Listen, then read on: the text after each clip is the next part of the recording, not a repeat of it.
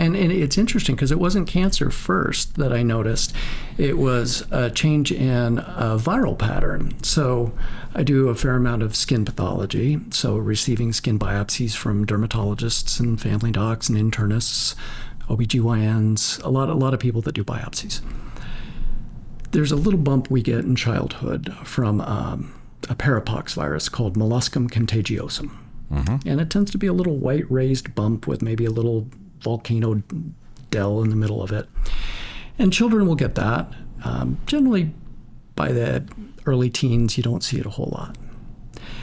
After the rollout of the injections, and I have an astute colleague, a young associate who now runs the laboratory, and I sold it to him, but he and I were noticing progressively, because of the age rollout, the way these shots happened, that we were seeing this little bump, this little viral bump in 70-year-olds and 60-year-olds and 50-year-olds. The alarm bells went off, and I thought, well, we've lost immune surveillance and regulation of something that the body keeps in check for a lifetime. Yeah. Once you're exposed, you have, and we'll maybe get into this later, but antibodies aren't the be-all, end-all of immunity. We forget about the most critical part of our immune system is the innate, the immediate, not that adaptive antibody response. So this innate immune system, these T cells that would keep T cell memory and say, hey, there's that little virus, remember that from childhood? Oh yeah, let's just kill off those little cells that are trying to proliferate. And it's called molluscum contagiosum for a reason. It's very contagious. Yeah. But once you've developed immunity, then your body recognizes it. So I noticed that first, and multiple-fold increase in this. And yeah, I would maybe see one every couple of years in an older patient, and that's an immune-suppressed patient of some sort, no problem. That's a little blip in a pattern happens every now and then. Yep. But when you see one a year in an elderly patient, and then all of a sudden you see 40 out of 40,000. Yep. Well, something's different.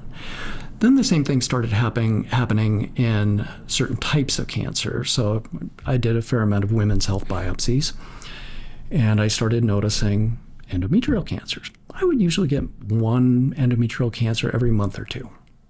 And it wasn't just the cancer, but you have the protocancer construct. Prototumor, yeah. Yes.